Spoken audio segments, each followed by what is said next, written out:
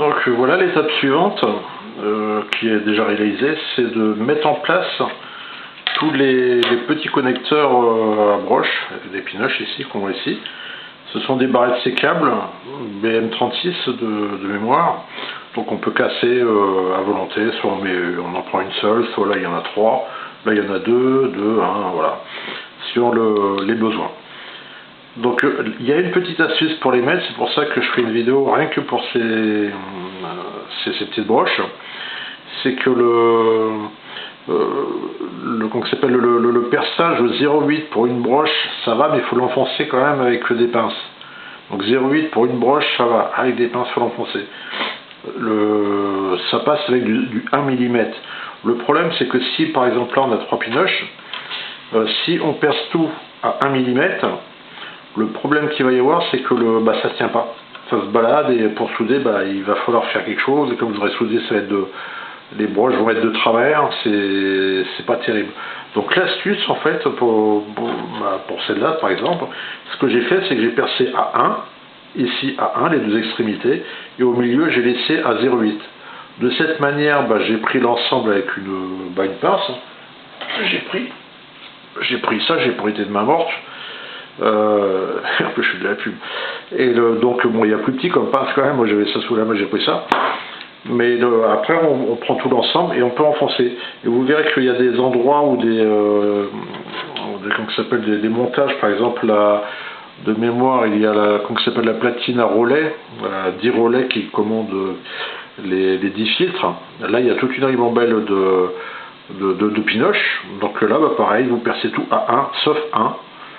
Et vous laissez à 0,8 et vous, à cet endroit-là, vous prenez la pince et vous maintenez, vous enfoncez en force gentiment. Voilà, comme ça, ça permet de maintenir bien droit, bien perpendiculaire au circuit le connecteur, et puis après de faire de belles soudures. Hop, vous soudez après directement et puis c'est bon quoi. Voilà, je vais vous faire une photo pour mémoriser les endroits où il y a des broches. Tout simplement parce qu'on peut les oublier. Alors, est-ce qu'on pourrait les mettre plus tard? Je dirais ne tardez pas. Là, tout simplement parce que par exemple ici il va y avoir un transformateur BF. Ça c'est l'entrée BF micro ou c'est l'entrée symétrique en plus. Donc si vous mettez ce transfo là, après vous allez avoir des problèmes pour mettre cette broche si vous utilisez des genres de pinces. Pareil pour ici, là il y a ça c'est la sortie BF, donc il va aller à l'ampli BF. Là il va y avoir un condensateur, donc il va gêner pour vous mettre ces broches. Donc il ne faut pas tarder à les mettre, il faut les mettre dans cet ordre. Bon, un petit rappel, je vous ai fait des vidéos au fur et à mesure de la progression. Donc ce qui est important, c'est de commencer par les composants les plus bas. Alors on me dirait, oui, mais les composants les plus bas, c'est les résistances. Effectivement, dans la poste, j'ai dit que on peut commencer par les résistances et ainsi de suite et on monte. Le problème, c'est que les résistances, il y a des endroits, elles peuvent gêner pour mettre ces composants-là. Les résistances, en fin de compte, même les condensateurs, on peut les mettre quand on veut. On peut les mettre plus tard. Ça, c'est pas ces composants-là qui sont en place maintenant qui vont gêner la mise en place des résistances. Par contre, l'inverse aussi, ça peut gêner.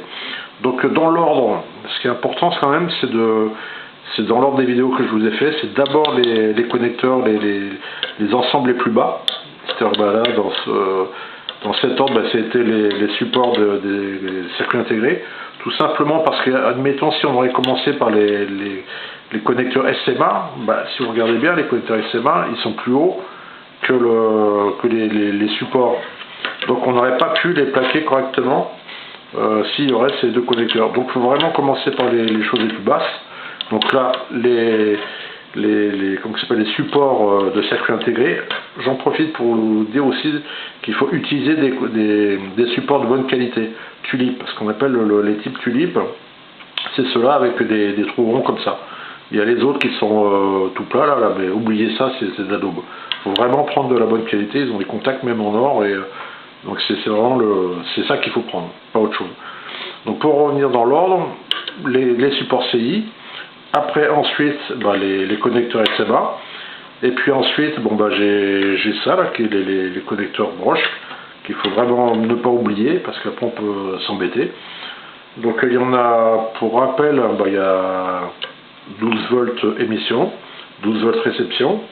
Ça, c'est l'entrée BF pour l'émission. Ici, il y en a deux broches et 12 volts permanents. Alors, il y en a deux tout simplement pour alimenter celui-là. C'est-à-dire que de là à là, il va y avoir un petit pont. Faire des pistes, c'était un peu compliqué, mais c'était aussi que je voulais faire une option. C'est soit alimenter en 12 volts, donc on chantait ici la bobine du sortie du relais USB LSB, soit on met en 12 volts permanent et là on alimente un 5 volts qui vient d'un VFO ou d'une autre commande 5 volts. Voilà, et là il y aura un transistor, vous verrez, BC517. C'est un transistor Darrington qui est utilisé pour commander des relais. On y reviendra plus tard. Voilà, donc à cette étape, on a déjà trois choses d'installer. Nos supports de CI, nos connecteurs SMA, nos connecteurs à broche.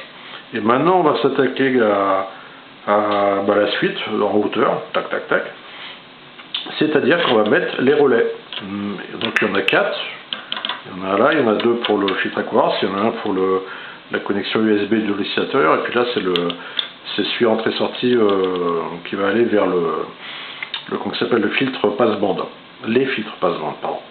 Voilà, mais par contre, concernant ces 4 relais, il y a une petite préparation à faire, c'est qu'on va les blinder. Et les blinder avec qu'on s'appelle du cuivre, du ruban de cuivre adhésif.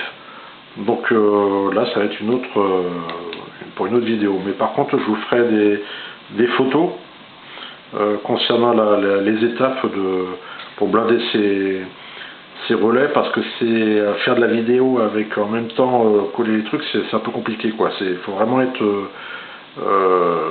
précis pour coller cette feuille de cuivre. Voilà, en plus là vous voyez pas, mais là ce que je tape, ça c'est le pied de la caméra, enfin de lui là, et ben alors l'appareil photo en mode caméra qui me gêne, donc je pourrais pas faire quelque chose de propre. Donc je vais les faire, je ferai des photos au fur et à mesure et je vous montrerai comment on fait un blindage propre des relais. Vous verrez, c'est sympa à faire, et le résultat quand il est propre, vous verrez comment c'est joli avec comment ça s'appelle, l'étain qui brille et le cuivre, c'est magnifique. Voilà, la prochaine étape, allez.